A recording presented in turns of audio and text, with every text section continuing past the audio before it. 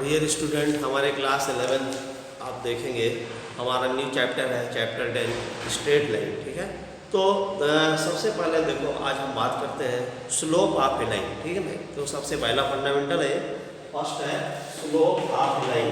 तो suppose that ये line है और ये लाइन है, जो ये line which makes an angle theta in the positive direction of x-axis is known as the their tan theta is known as the slope of a given line. Okay, तो जैसे line है ना, एक रेखा है जो x एक्सिस से कितना angle बना रहा है, थीटा बना रहा है, तो इसका जो स्लोप है m इज इक्वल टू होगा tan थीटा। ठीक है, इसको बोलते हैं स्लोप ऑफ tan थीटा और gradient of a line.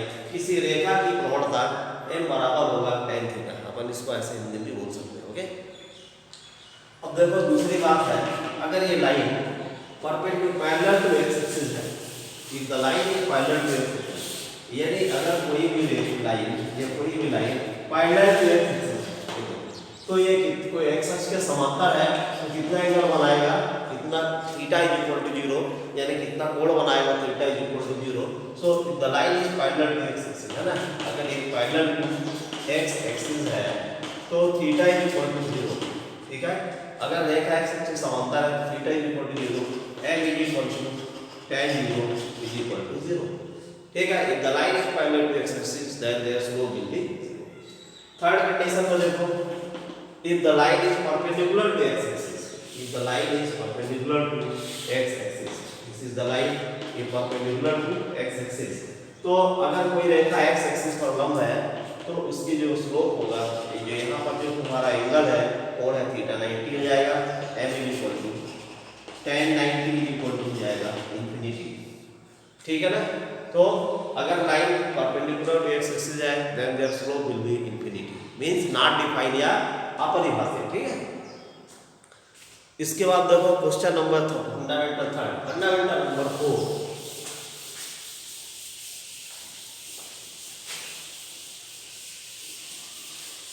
Fundamental 4 है, find the slope of a line, find the slope of a line which is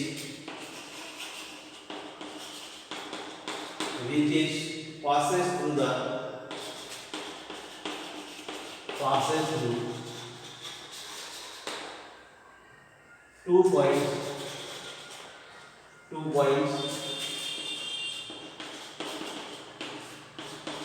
x1 y1 and x2 y2। तो उस रेखा की आपको प्रवणता ज्ञात करना है जो दो बिंदुओं को करके जाती है। ठीक है ना, passes through 2 points, ये अपन ले लेते हैं लाइन है, let a be the point x1 y1, also b be the point x2 y2। okay, draw the perpendicular am on x axis and bm on x axis and let theta be the angle which makes the line y axis। so this point is x1, this point is y1, also this point is x2, or total bm is equal to y2। draw perpendicular am on bm, so this is 90 degree, also this point is, this is y1, so also this is y1, so this value will be y2 y1। this is theta, so this is also theta, है ना, क्योंकि correspondence angle लिए दोनों same रहते हैं। ठीक है, देखो ये x1 है, यहाँ पर x2 है, सो ये पूरा कोऑर्डिनेट्स x2 हो गया, आप ये पूरा का पूरा कोऑर्डिनेट्स हो गया y2, ये y1 है, ये y1 है, पूरा y2 है ना, y2 में से y1 को माइनस कर देंगे, ये बचेगा y2 माइनस y1। ठीक है ना, ये x1 है, ये पूरा x2 है, ये आ गया x2 माइनस x1। तो in right triangle A and B, in right triangle A and B, tan theta is equal to क्या होगा, tan theta is equal to क्या होगा, perpendicular upon base is equal to tan theta is equal to y2 minus y1 upon x2 minus x1, और अपन tan theta को किससे denote करते हैं, m से, m is equal to y2 minus y1 upon x2 minus x1। ठीक है, तो यहाँ पर ये आ गया ना, एक रेखा है जो बिंदु ए बिंदु x1y और x2y से गुजरते हैं उसकी प्रवणता y2 - y1 upon x2 - x1, ठीक है ना। So the slope of a line which passes through two points x1 y1 and x2 y2 is n is equal to y2 - y1 upon x2 - x1। Fundamental number 4, ये हो जाए fundamental number 4, ठीक है, 1/3 4। Next है, ये 4 लिखा है, ठीक है। नेक्स्ट है अगला है ना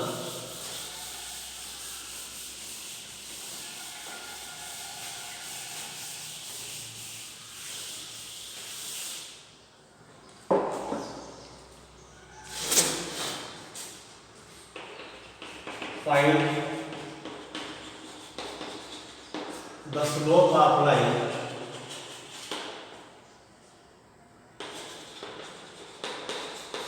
for parallel condition,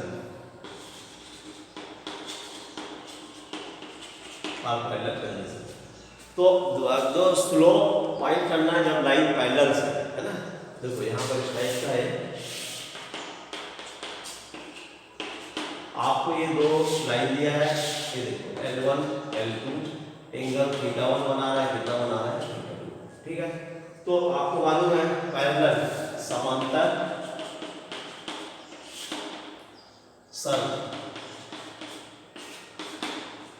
ठीक है ना। Find the slope of line in parallel condition.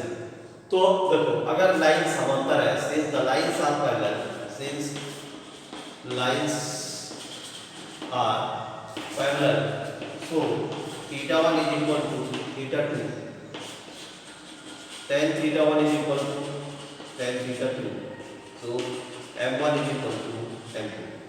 तो अगर पैरेलल लाइन है θ1 और θ2 दोनों इक्वल होगा, दोनों तरफ अपन tan ले लिए हैं, taking tan of both the sides, तो m1 is tan θ1 is equal to tan θ2, so m1 is equal to m2। Means अगर दो लाइन पैरेलल है तो दोनों का स्लोप क्या होगा, सेम होगा, ठीक है। फिर आते हैं, यदि दोनों रेखाएं समांतर है तो दोनों का स्लोप बराबर होगा, ठीक है। फिर है find the slope of a line perpendicular condition, 6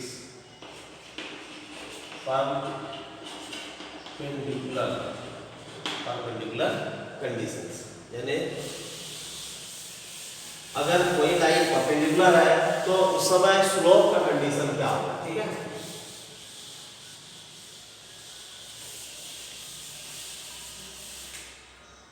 यहां पर अपन ले लेते हैं इसको लंबवत रेखाएं, है ना, perpendicular. Find the slope of a line for perpendicular conditions, ठीक है ना। तो यहां पर देख सकते हैं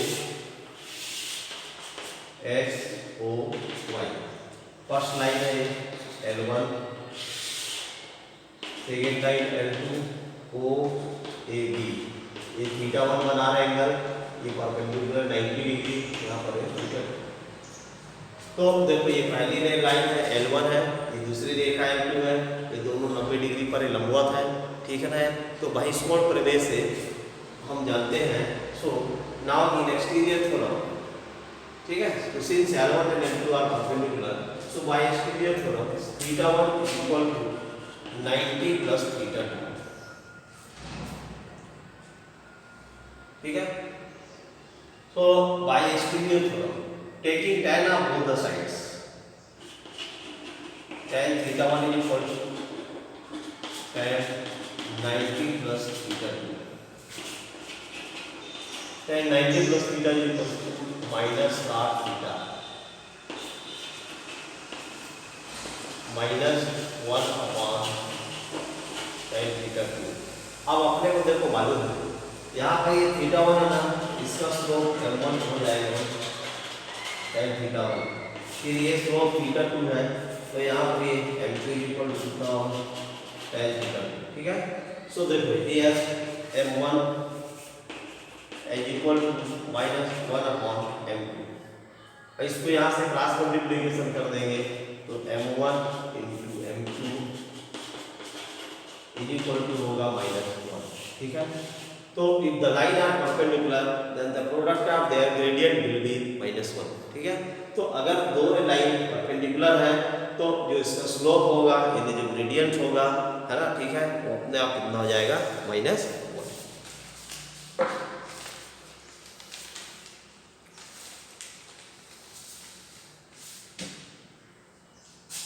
ठीक है, तो ये आ गया find the slope of a line for perpendicular conditions. ठीक है ना, ये हो गया ये।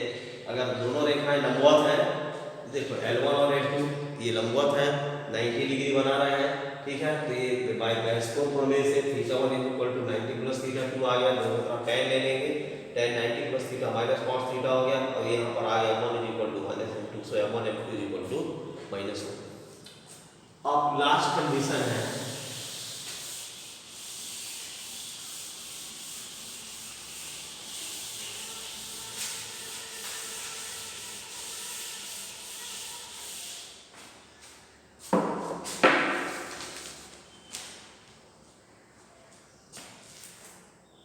क्वेश्चन नंबर फंडामेंटल नंबर है 7, angle between two lines, angle between two lines.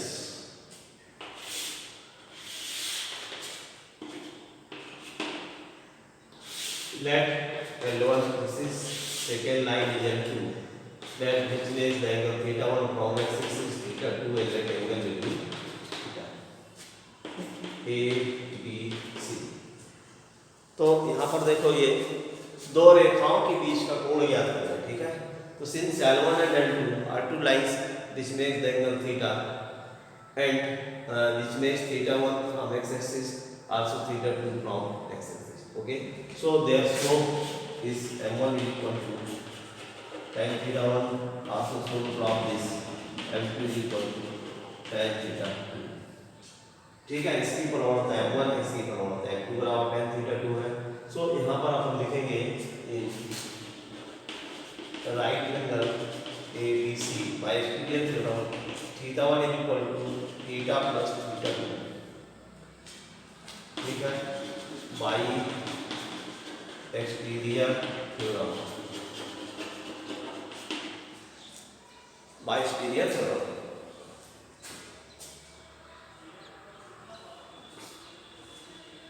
सो थीटा = θ1 - θ2 इधर आ गया, taking tan of both side, tan theta = tan θ1 - θ2 = tan θ1 - tan θ2 upon 1 plus tan θ1 tan θ2, so is equal to tan theta = m1 - m2 1 plus m1 × m2, ठीक है, तो यहाँ पर ये आ गया, इसको वॉट लगा देंगे क्योंकि m2 कई का होता है, ठीक है, तो ऐसे करके ये हम इसको कोई भी दो लाइन जो दिखाए हैं उनके बीच का एक एंगल होगा, कोण tan theta = m1 - m2 upon 1 plus m1 × m2। तो ये हो गया आपका पूरे इसमें एक लास्ट प्रॉब्लम और है, collinearity of 3 points.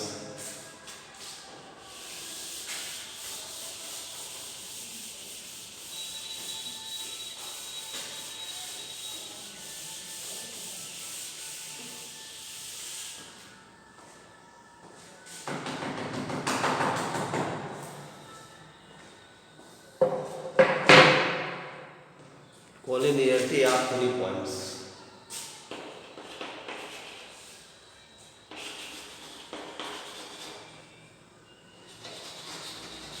Collinearity of 3 points, ठीक है, 3 पॉइंट कब कॉलिनियर होंगे, ठीक है, कॉलिनियर मीन्स एक ही लाइन हो, ये हो गया जैसे प्रपोज है, ये है और ये लाइन है A, B और C। तो ये अगर कॉलिनियर होगा ना तो जो स्लोप है यहाँ से लेकर के और ये वाला स्लोप, तो slope of AB = slope of BC, suppose that इसका कोऑर्डिनेट है x1 y1, इसका है hk और x का है x2 y2। ABC कॉलिनियर मतलब होता है समरेख। ABC यदि समरेख है, ABC यदि समरेख है, एक लाइन में है, तो इस AB की प्रवणता बराबर होगी BC की प्रवणता, ठीक है ना। Slope of AB is equal to slope of AB क्या होगा, तो y2 minus y1 k minus y1 upon h minus x1, और यहाँ आ जाएगा y2 माइनस k और अपान कितना आ जाएगा h2 माइनस h। ये आ गया अपना पूरे इसके बहुत इंपॉर्टेंट 8 फंडामेंटल्स हैं, और जो आपके क्वेश्चंस हैं ये सारे के सारे इसी 8 फंडामेंटल से ही सॉल्व होंगे, ठीक है। अब मैं कुछ क्वेश्चंस आपको बताता हूँ। Exercise 10.1 question number 1।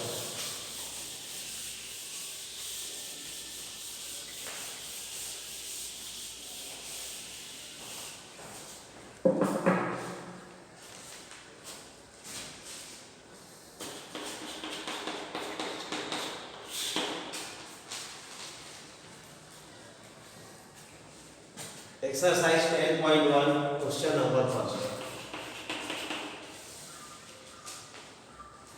Draw a quadrilateral.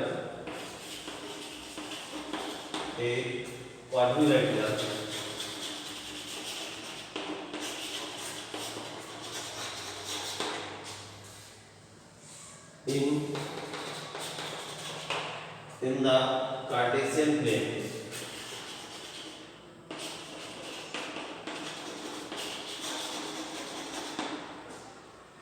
Whose vertices are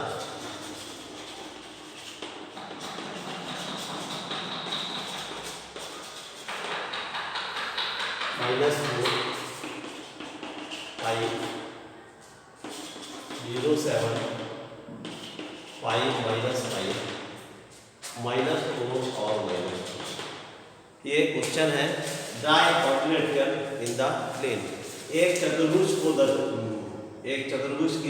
को बनाना है, और ये दिए गए निर्देशांक दिया है, कोऑर्डिनेट्स दिए हैं। हमको इससे एक चतुर्भुज को बनाना है और उसका एरिया फाइंड करना है, ठीक है ना। इसको एरिया यानी इसका क्षेत्रफल फाइंड करना है।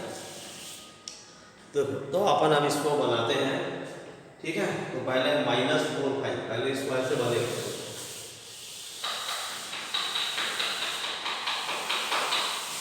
ये क्वेश्चन था। अब यहाँ पर है पहला इसका ऐसे कोऑर्डिनेट बनेगा। पहला कोऑर्डिनेट है -4, 5, फिर है कोऑर्डिनेट दूसरा क्या है इसका 0, 7, और थर्ड है -4, -2, और यह है 5, -2। तो ये 4 कोऑर्डिनेट्स दिए हैं। आपको 4 शीर्ष दिया, इससे एक चतुर्भुज बनाना है, एक क्वाड्रेटर बनाना है। तो इसको ऐसे बनाते हैं A, B, C और ये हो गया। फर्स्ट देखो, फर्स्ट है आपका -4, 5, आपको मालूम है सेकेंड क्वाड्रेंट में आ गई है। फिर 0, 7 यहाँ पर आएगा, दोनों माइनस है तो ये थर्ड में आ जाएगा, ठीक है। और 5 यहाँ पर आएगा, 5 ये फोर्थ में आएगा। अब इसको ज्वाइन कर सकते हैं ऐसे, ये कर दिए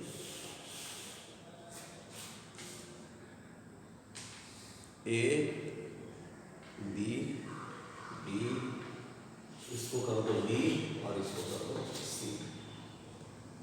अब यहाँ से इसको ऐसे जोड़ेंगे। तो अब यहाँ पर पहले हम निकालेंगे एरिया ट्रायंगल ABC, यानी त्रिभुज ABC का क्षेत्रफल, है ना। पहले निकलेगा एरिया ट्रायंगल ABC, यानी त्रिभुज ABC का क्षेत्रफल।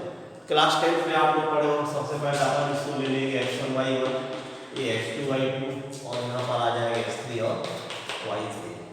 सो अब देखो एरिया ऑफ ट्रायंगल क्या होता है, formula area of triangle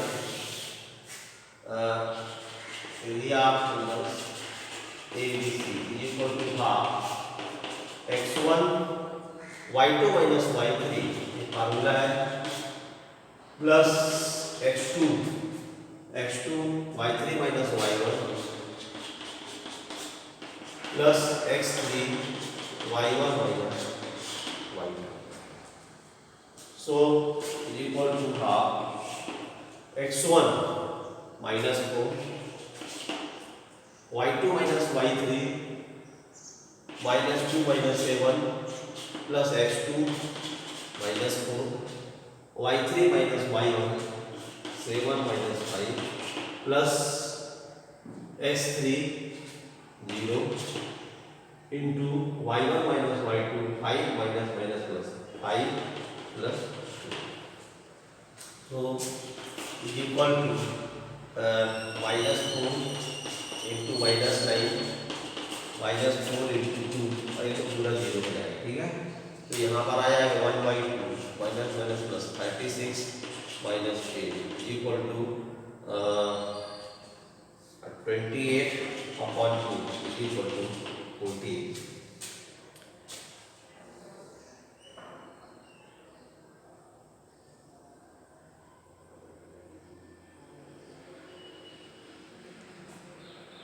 first coordinate है हमारा A 07 B,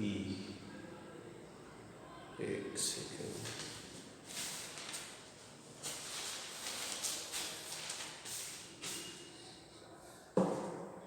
x1 -4 -5 थोड़ा कोऑर्डिनेट चेक करना है। x1 -4 -5 और -2 और 3, x1 y2 minus y3 minus 2 और -7 -9 और +9, ठीक है। फिर है x2 -4, x2 के साथ में है y3 minus y1 minus y1 7 minus 5 2 और -4 2 हो जाएगा -8 प्लस x3 0 into, ये एक्चुअली ये कोऑर्डिनेट्स जो है ना ये थोड़ा सा चेंज करना पड़ेगा, ओके। ये कोऑर्डिनेट्स आपका चेंज होगा। ये है ए पॉजिटिव है ना, तो पहले आएगा ये 0 से 1, ये होगा आपका +1 नंबर, ठीक है। और बी आपका होगा सेकेंड में होगा आपका माइनस प्लस सेकेंड कोऑर्डिनेट आपका होगा -4 5 यहाँ पर आएगा सेकेंड में, ये पॉजिटिव वाला फर्स्ट में होगा। और इसके बाद आ जाएगा थर्ड में, थर्ड मतलब थर्ड कोऑर्डिनेट एक्चुअली ये फर्स्ट कोऑर्डिनेट अपन ले रहे हैं, इसको सेकेंड ले रहे हैं, इसको थर्ड लेंगे। थर्ड वाले में दोनों नेगेटिव आएगा -4 और -4 और आएगा -2 ये आएगा। और यहाँ पर जो डी है हमारा ये आपका हो जाएगा 4 हो जाएगा, डी आप यहाँ पर आ जाएगा। और डी में आपका आएगा ये सेकेंड वाला है कौन सा 5 माइनस, ठीक है। अब इसको पुट करना पड़ेगा क्योंकि ये पॉजिटिव है ना फर्स्ट वाला, सेकेंड थर्ड क्वाड्रेंट, ये फोर्थ क्वाड्रेंट हो गया, ये थर्ड। अब इसको चेंज नहीं कर सकते क्योंकि क्वेश्चन में लिखा है कि आपको एक कार्टेशियन प्लेन बनाना। फार्मूला तो ये सेम ही रहेगा, फार्मूला वही रहेगा x3 y1 माइनस y2, ये तो सेम है, बस वैल्यू चेंज करना पड़ेगा, ठीक है। तो अब इसकी वैल्यू चेंज कर देंगे x1। अब यहाँ पर x1 है तो ये हो जाएगा आपका फर्स्ट जो वैल्यू है x1 तो जाएगा 0 इंटू 0 है, फर्स्ट अगर 0 है तो मैं पूरा छोड़ देता हूँ प्लस h2 क्योंकि वो पूरा 0 कर देगा। h2 आपका है -4 और h2 के साथ में है y3 माइनस y1 यानी -5 और -5 -7 प्लस x3 है 5 और x3 के साथ में y1 माइनस y2 7 माइनस। तो यहाँ पर ये आएगा आपका -12 और इंटू 4 तो माइनस प्लस 48 प्लस और ये आ जाएगा 10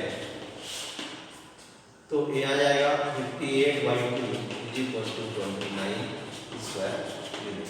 ये आ गया फर्स्ट एरिया। अच्छा अब सेकेंड एरिया आपको निकालना है, एरिया ऑफ BC, ठीक है। तो पहला एरिया आ गया आपका area of angle ADC equal to 29 है, यहाँ पर लिख देते हैं area of triangle ABC equal to 29। यहाँ पर ऐसे लिख लो एरिया एबीसी 29। अब अगला हम फाइंड करते हैं ये एरिया ऑफ एंगल्स बीसीडी,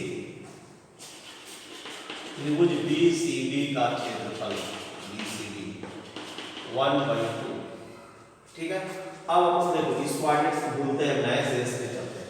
तो अपन इसमें क्या ले लेंगे, x1 y1, यहाँ पर इसके लिए ले लेते हैं x2 y2, और यहाँ पर हम इसको ले लेते हैं x3 y3, इसको यही रहने देते हैं। ठीक है, चलो अब आएगा x1 माइनस 4, x1 के साथ में आएगा y2 minus y3 -2 -5 -2 -5 plus x2 minus 4, और x2 के साथ में y3 माइनस y1 -5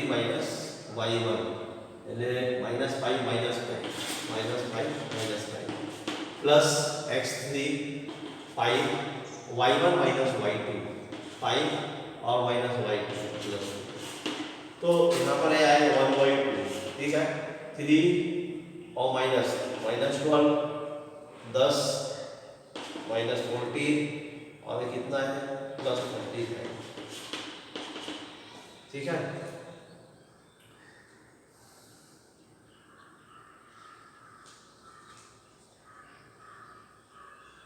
x1 -4 और x1 y2 माइनस y3 -2 और -3, तो -2 और माइनस आपका प्लस हो जाएगा ना, -2 प्लस 5 तो आ जाएगा 3 -12 बनाया, x2 -4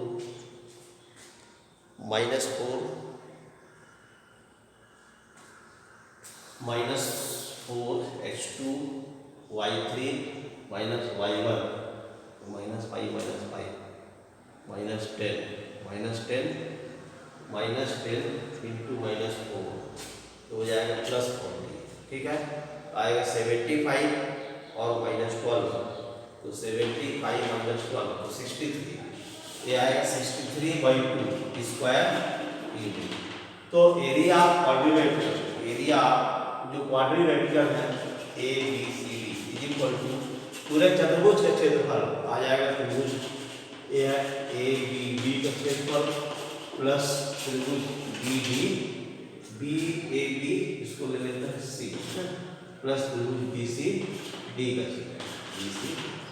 तो यहाँ पर देखिए कितना है 29/1 प्लस 63/2, तो इसका फाइनल एलसीएम आ जाएगा 2, है ना, यहाँ इंटू कर दो 2 का, तो नेक्स्ट स्टेप अपन यहाँ कर देते हैं। तो यहाँ पर 2 कितना आ जाएगा 58 प्लस 1 से कर देंगे 63/2, यानी ये आ जाएगा 11 और आ जाएगा 12, है ना, भाई इतना स्क्वायर यूनिट इसका फाइनल आंसर आएगा। ठीक है, तो ये बहुत अच्छा क्वेश्चन है, बहुत बाकी सब इतने बड़े नहीं है, छोटे छोटे क्वेश्चन हैं और आसान है, इसलिए आप इसको सॉल्व कर सकते हैं। Thank you.